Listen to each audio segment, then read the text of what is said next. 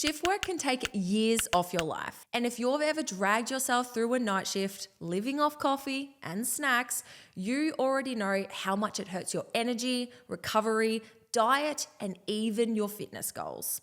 The problem is that most fitness advice is designed for a 9-to-5 lifestyle. But with the right systems in place, you don't have to be another statistic. In this video, I'm going to walk you through the 5 systems you need to dial in to stay fit, strong, and healthy as a shift worker. These are the exact systems I refined during my decade as a nurse midwife.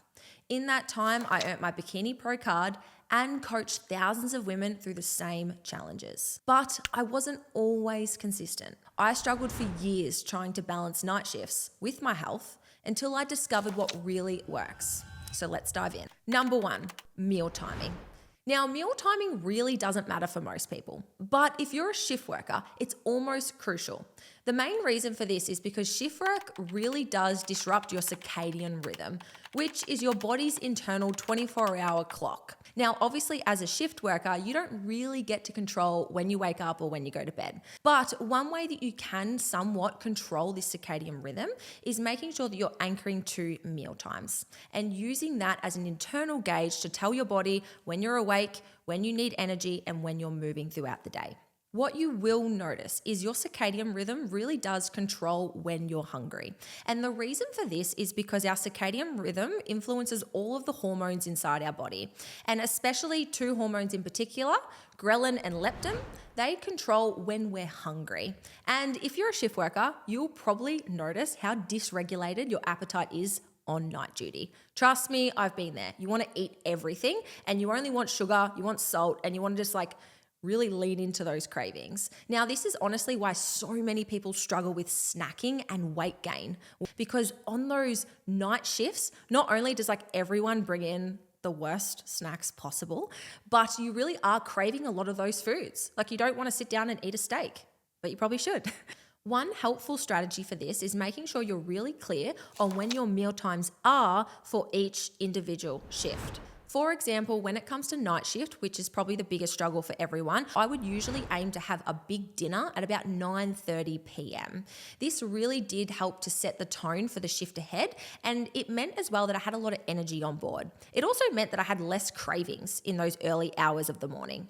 Now, at about mid-shift, this is when I would have a proper meal break, and that was at about 1 a.m. That's when I would always have my second meal. So even if I was hungry, to be honest, at 11 p.m., I wouldn't eat. I would resist the urge and recognize that my hunger hormones are a little bit dysregulated at the moment. Then at the end of my shift at about 5 a.m. in the morning, this is when I guess I would have breakfast or meal 3. And usually I would choose just a big bowl of oats or something hearty to really fill my stomach, because I found that this would actually help me fall asleep when I got home after work as well. Now, some other tips that were really helpful for me is I just had a no snacking or grazing policy at work, to be honest. You always regret the snacks you eat on night duty, and you never feel any better for it. And a lot of the times everyone brings in the sugary treats or the chocolate or the slices or the cookies. When it becomes a little bit more regular than what you would like and you're finding that it impacts your fitness goals, this is when it's just easier to say, no, I'm going to stick to my 3 meals, I'm going to stick to my meal timing, and this is going to help me stay on track. Number 2 is hydration and also caffeine timing. Now, shift workers have a big risk of dehydration. A lot of the times you might not have control over when you can physically have a meal break or have something to drink. The second one is hand hygiene. And I don't know if a lot of people know this, but your drink bottles aren't very hygienic, so they're usually not very welcomed on the ward. Now, I'm not going to go over the important details of staying hydrated. We all know how important drinking water is, not just for your fitness goals, but your overall health, and then also appetite regulation and digestion as well. By the time that you're thirsty, you're already dehydrated. I'm actually a little bit thirsty right now, to be honest, which means I'm dehydrated and I probably should have had a drink half an hour ago. As a shift worker, you have to make it more of a conscious effort to do so. So whether this is just taking your water bottle on the ward and sort of going against hand hygiene rules, I used to do that all the time. Whatever you need to do to make sure that fluid is an obvious choice and it's a core part of what you do, please prioritize it. With my approach to caffeine, I always used to cut it off for night duty. Now, you might think I'm actually crazy for doing that. I actually found that the caffeine wasn't very helpful. Like, let's be real, on night shift, you're just exhausted all of the time. So I used to personally cut out coffee for that week and sort of like desensitize my caffeine tolerance during that period. That first cup of coffee back, man, that was good. And if I was drinking caffeine on a night shift, absolutely no coffee after midnight. Making sure that you're giving your body at a minimum 6 to 8 hours caffeine free before you actually go to bed is an absolute must. Number 3 is auto-regulation with your training. Auto-regulation is essentially when you adjust your workouts based on how your body feels. And I know a lot of people are like, don't listen to your body, follow the plan, not your mood. And I agree. But again, you're not them. You're a shift worker. You have different rules, different priorities. And when I was a shift worker, this was something I used to do a lot. I personally used to get injured a lot when I didn't do this. It's not how much you can do. It's about how much you can recover from. I used to manage about 4 or 5 training days per week, even on night duty, but at times it just didn't look optimal. If I wasn't able to get much sleep between my night shifts, or I was really fatigued, sometimes I would actually replace this with some mobility or some stretching or even just some walking.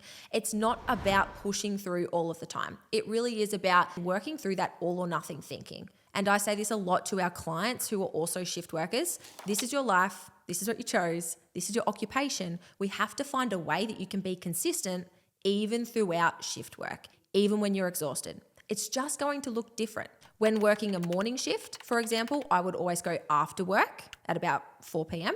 When working a PM shift, I would always go early in the morning, about 9 a.m. And for my night shifts, I would always go at about 6 p.m. before I started the night shift. So you just have to figure it out what works for you, because when you prefer to exercise and also what's realistic based on your lifestyle, those are all important considerations too. And one thing that is so important is that it's actually not about the workout itself. It's about protecting the habit of working out and reinforcing to yourself that even when I'm busy, even when I'm stressed, even when I'm overwhelmed, I still show up and do what I can, even if it's not perfect. Number 4, and probably the one that everyone talks about, sleep hygiene and biohacking. Now, sleep hygiene is a term used to describe a set of healthy habits, behaviors, and environmental practices that promote good quality sleep and daytime alertness. We all know that the bedroom should be for 2 things only: sleep. I'll leave the last one to your imagination. What does everyone say? Segs. Don't mix and match, guys. Just keep those 2 things happening in the bedroom, right? And to be honest, in this day and age, a lot of people don't, right? We bring our phones into the bedroom. We have TVs on and we have pets in the bed. I do that. Sorry, I sleep with my dog. But we need to make sure that we're really protecting our bed, because this is what healthy sleep hygiene looks like. I really struggled with sleep for so many years. I actually started to experience something called sleep insomnia or sleep anxiety, where I really did develop an unhealthy relationship with falling asleep, to the point where I used to get mild panic attacks and anxiety.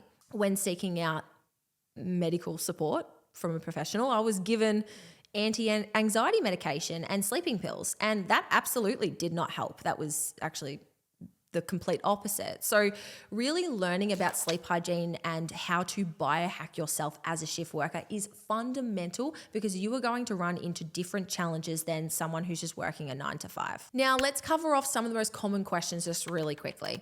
Do you need a wearable that tracks your sleep? No, not necessarily, but you do need to track your sleep in some way. Something called your sleep opportunity is probably the best metric that you could track. Now, this is simply when you calculate the amount of hours that you could be asleep for. So it's literally when you go to bed and when you wake up. You want that to be about 10 hours. Now, the reason why it's 10 hours is because you're not going to be asleep for 10 of those hours. It might take you an hour to fall asleep, and then you might be awake for an hour throughout the night, just coming in and out of deep sleep. So trying to give yourself a long sleep opportunity, that's always going to be a great metric to track if you're not using a wearable. Now, as much as fitness wearables and sleep wearables can be really helpful, sometimes it can actually impact your mindset, and it can make you feel like, oh, I better rest because my Oura Ring is telling me to pull back. But maybe you feel great. I have literally had 2% recovery on my Oura Ring during a night shift. Did I check my Oura Ring data during that week? No, of course not. Now, I've used a number of different wearables and sleep trackers. Like, honestly, guys, every single wearable I've purchased. I'm actually on the Whoop at the moment. Shout out to Becky, the wearable that you gave up on. Do I really need to know when I'm going through my PQRST wave cycles? Like, I don't. Do you know what I mean? So not all data is important. Know your personality and how you respond to data. Do you need sleep supplements? No. I've really trialed everything. There's no quick fix supplements that's going to help you unless it's a sleeping pill. But like I said, that's not really the path forward, is it? But learning basic sleep hygiene and how to really control your environment is the best hack that you could do with sleep. Well over supplements. And what about sleeping pills? Look, I have my own beliefs around these because I've definitely tried them in the past. I reckon half of my shift working friends probably take sleeping pills to get to sleep. Very, very common, but I do think that they are unnecessary for the long term if we can put some better strategies in place. And number 5 is your mindset. Now, this one is incredibly important because trust me, you are your biggest obstacle. You have a lot of barriers in the way, but they are not limitations, they are just considerations. And you really do need to work on your mindset alongside all the physical stuff, because at the end of the day, I can guarantee you, if you don't prioritize this one, this is where you're going to trip up. You will not feel motivated when you're tired, ever, period. Done. So don't put that pressure on yourself, but then also remove the expectation that you're going to feel motivated to do something when you're tired. Next, you cannot get away with being disorganized or unprepared. Absolutely not. You cannot just pop into the supermarket after a busy shift. It's not going to happen. So making sure that you're organized and prepared when it comes to your fitness goals, your meal prep, when you're going to the gym, you have to be more organized than the average person. And also remembering that 70% is good enough. That is consistency, and that's what's going to keep you progressing. We can really talk ourselves down and say that, oh, well, if it's not perfect, what's the point? Or if I can't have a good workout, why even bother? Or if I can't hit 10,000 steps, I'm just not going for that walk. Like, we talk ourselves out and we fall back into that all or nothing thinking that it's just a trap. And finally, take the time to reset each day.